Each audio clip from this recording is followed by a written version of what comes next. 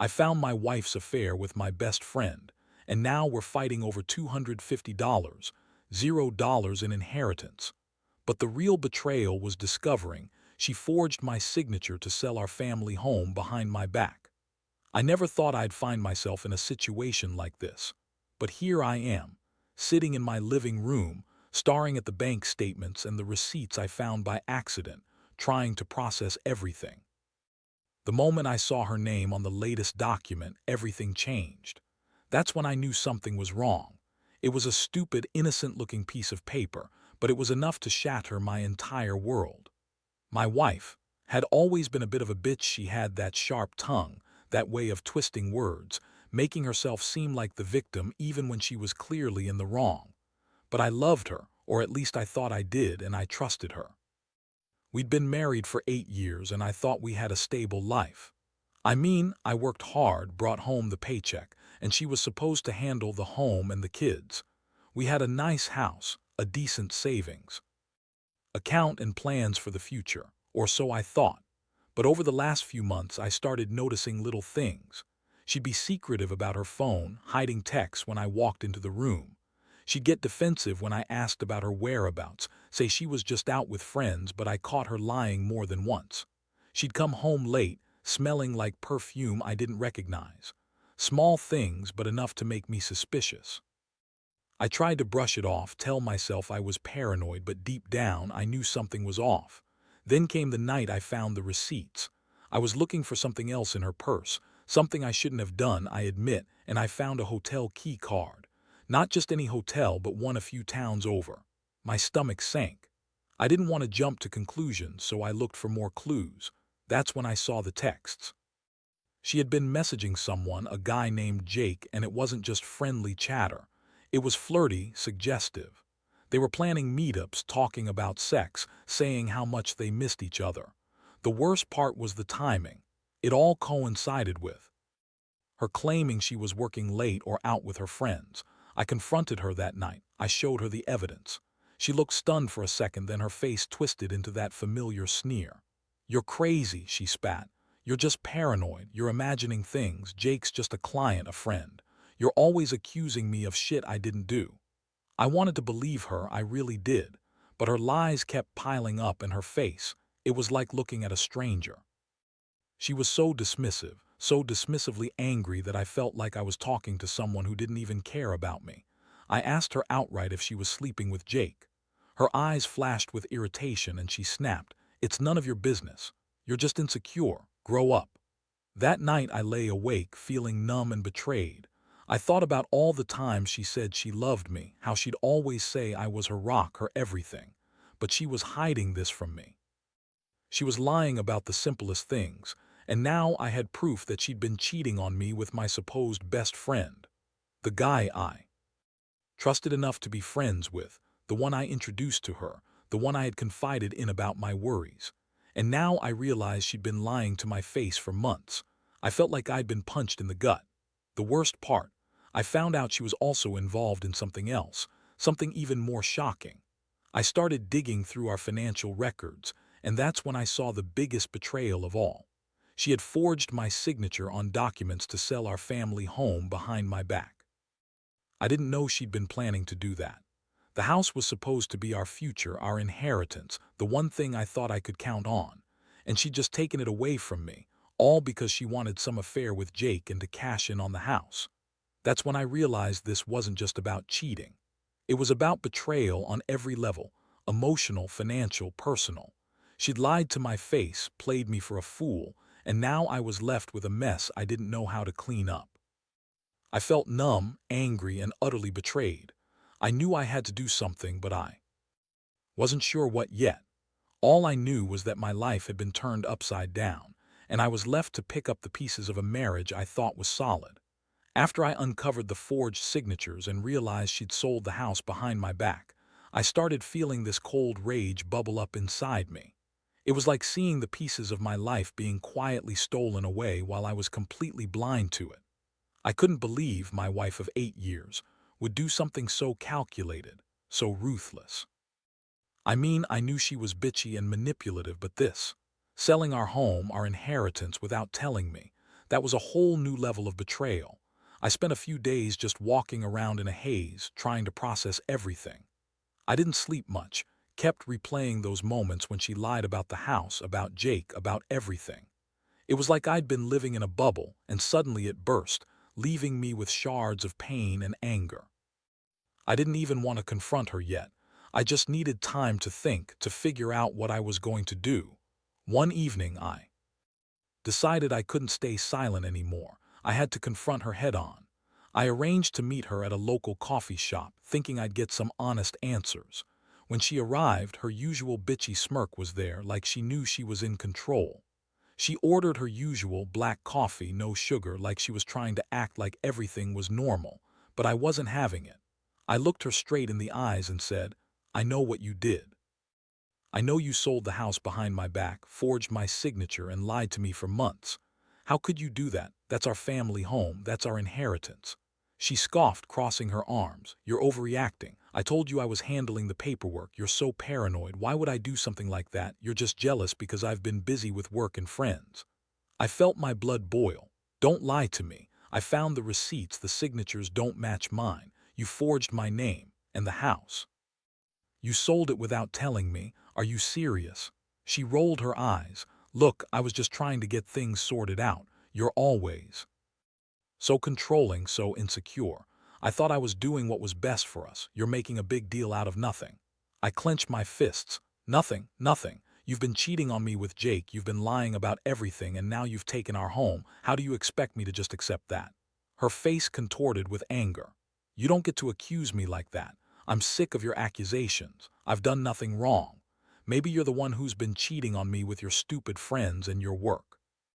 Maybe you're the one hiding things." That was the moment I realized she was completely lost in her own lies. She was twisting everything, trying to turn the tables on me. I felt a mix of fury and heartbreak. How could she turn my trust into this chaos? I wanted to scream, but I held back. Instead, I told her I'd be taking legal action, that I was going to get to the bottom of her lies and the forgery. The next few days were a whirlwind. I hired a lawyer, went through the paperwork, and contacted the bank to verify the signatures. Sure enough, the signatures on the sale documents didn't match mine. I also learned she'd already transferred the money from the sale into her own account. That was the moment I knew I had to act fast. Meanwhile, I couldn't help but feel devastated. All those years, all the plans we made gone. And for what? For some affair, some lie, some greed. I felt like I'd been punched in the gut every time I thought about the house, about her betrayal, about Jake. It was like my entire world had crumbled overnight. I decided I needed to confront Jake next. I wanted to hear it from him directly, see if he was just as much a liar as. I reached out to him, arranged to meet. When we finally talked, he didn't bother denying anything. He just shrugged and said, "She's hot and I enjoyed the sex. What's the big deal?" That was the straw that broke the camel's back. I realized I'd been played for a fool by both of them. Had used me, lied to me, and then she went behind my back to sell our home to fund her affair. The betrayal cut so deep I felt like I was drowning. I had no idea how to move forward, but I knew one thing. I wasn't going to let her get away with it, not this time. After I confirmed the forgery and saw the bank transfer, I knew I had to act fast. The house was gone, sold behind my back, and had already started spending the money. That's when the rage truly set in. I was furious, not just at her betrayal, but at myself for trusting her for so long. How could I have missed all the signs? How could I have been so blind? I decided to dig deeper into her financial activities. I hired a private investigator to dig into her accounts, her phone, and her dealings. I needed hard proof, something irrefutable. Over the next week, I watched her every move, gathered evidence of her affair with Jake, and uncovered more lies. She'd been planning this for months.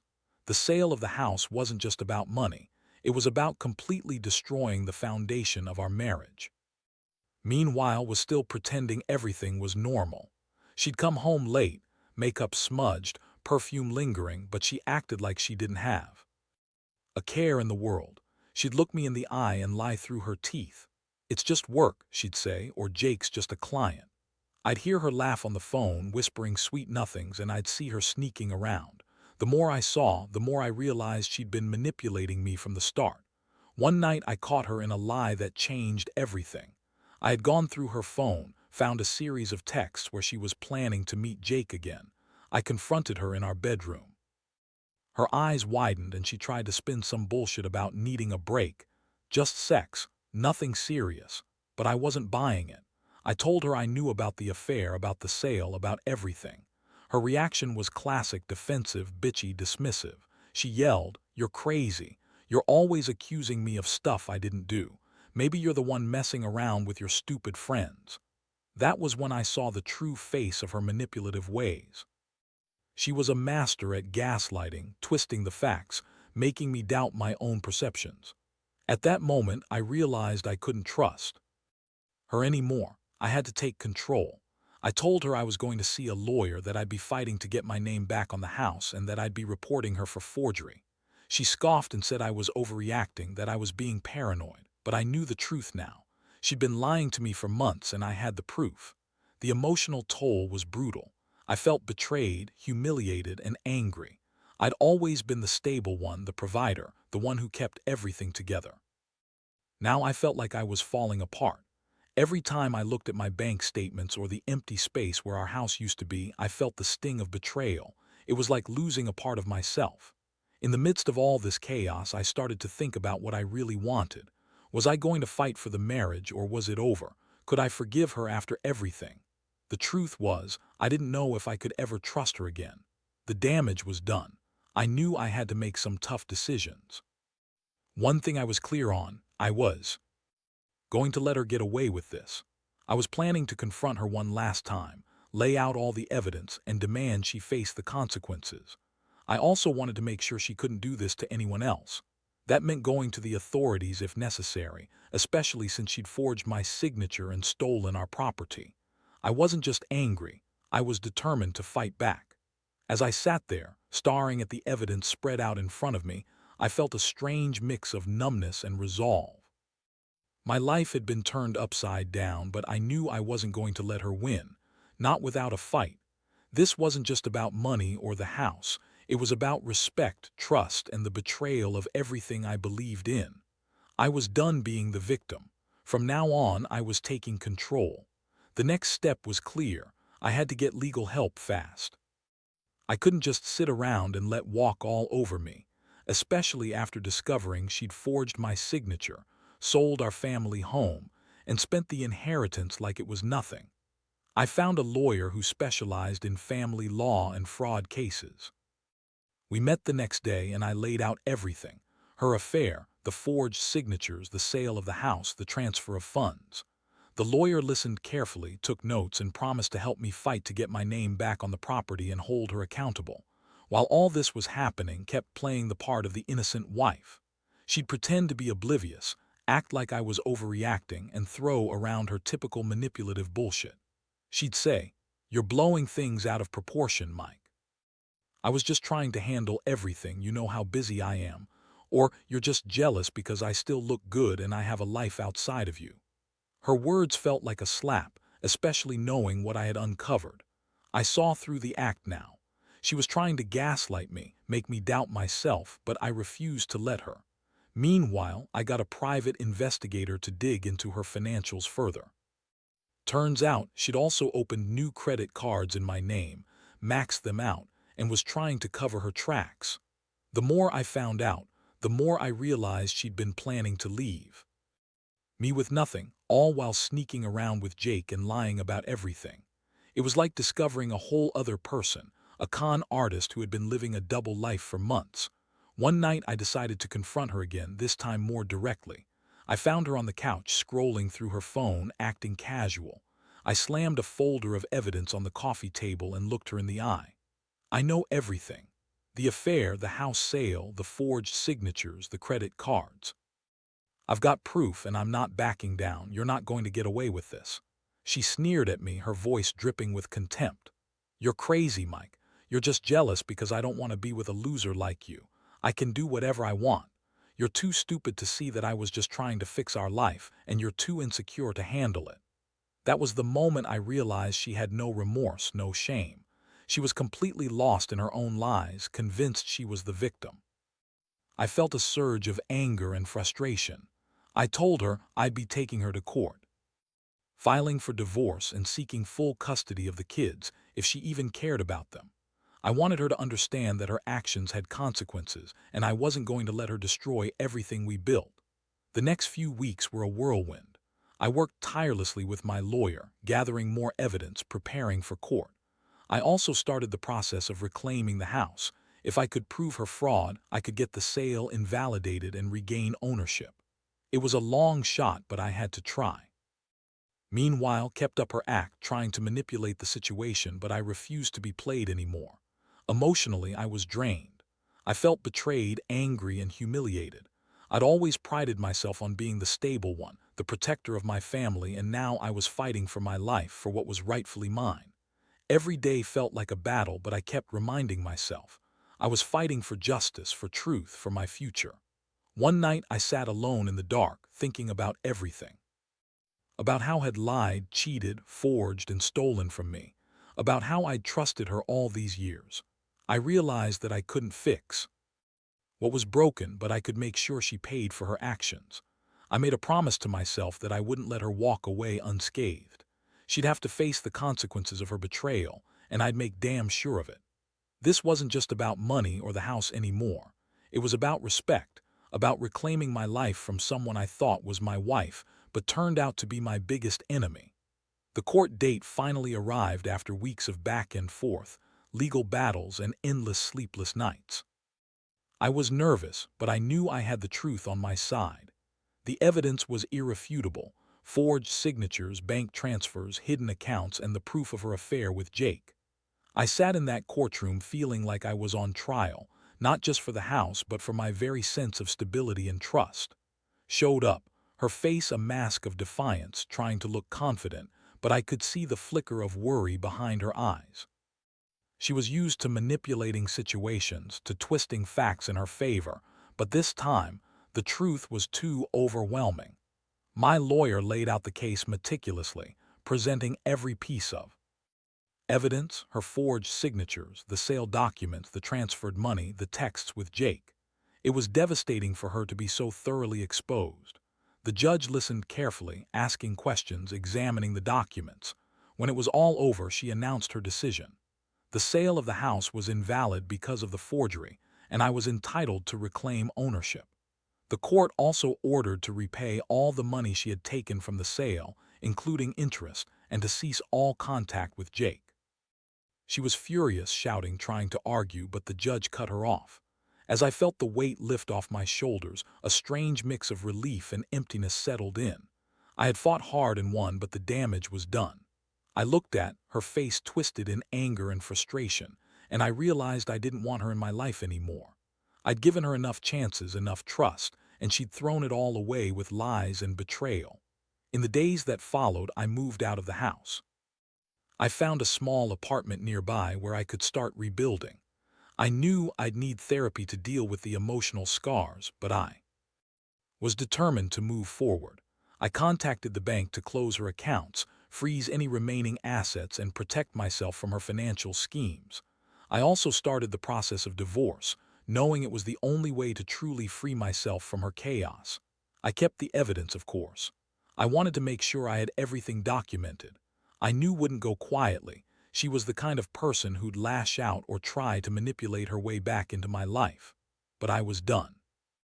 I'd learned the hard way that trust was fragile and betrayal could come from the people you least expect. Looking back now, I realize how I was. I thought I was building a life with someone I loved. Instead, I was just a fool for thinking she was who she pretended to be. The whole experience has made me more cautious, more guarded. But it's also made me stronger. I learned that sometimes you have to fight for what's right, even if it means tearing down everything you thought was solid. If I could give anyone advice, it would be this: never ignore the small signs, trust your instincts, and if someone betrays you, don't hesitate to fight for your rights. Because at the end of the day, nobody is going to do it for you. I lost my house, my marriage, and a lot of my innocence, but I gained clarity.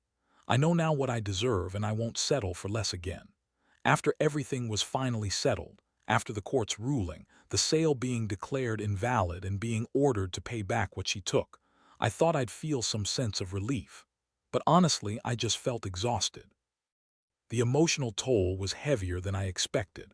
I'd spent so long fighting to reclaim what was mine, and now, with the dust settling, I realized I was left with more questions than answers. How did I miss all the signs? How could I have trusted someone who turned out to be so fundamentally different from the person I thought she was? In the aftermath, I decided to cut ties with completely. I moved on, slowly rebuilding my life piece by piece. I stayed in therapy, trying to process the betrayal, not just the cheating, but the financial deception, the lies, the manipulation. It was a long road, but I knew I deserved peace after everything I'd been through. Looking back, I see how much I underestimated her, had been a master at hiding her true self, and I was by her bitchy, manipulative ways. Her lies were so smooth, her excuses so convincing, until they were. The betrayal cut so deep because I thought I knew her, trusted her. That trust was shattered in seconds, replaced by a bitter realization that some people are just good at hiding their true intentions. I've learned a lot from this experience. First, never ignore the small red flags. The secretive texts, the late nights, the unexplained expenses, those things add up. Second, trust has to be earned, not given blindly. And third, when someone betrays you on multiple levels, emotionally, financially, you have to stand your ground. You have to fight for what's right, even if it means tearing down the entire illusion of a life you thought you had. Most importantly, I've come to understand that revenge isn't about hurting someone else. It's about reclaiming your dignity. That's what I did. I fought for my rights, my future, my peace of mind. And I learned that sometimes you have to tear down the false walls someone built around your life to rebuild yourself stronger. Now I focus on moving forward, on healing. I still have scars, but they remind me of my resilience. I want others to know that betrayal, especially on this level, is devastating, but it's also a wake-up call. Don't ignore the signs. Don't let someone's lies define you. Stand up, fight back, and don't settle for anything less than honesty and respect. Because in the end, the only person who truly cares about your well-being is you. And I finally learned to trust myself again.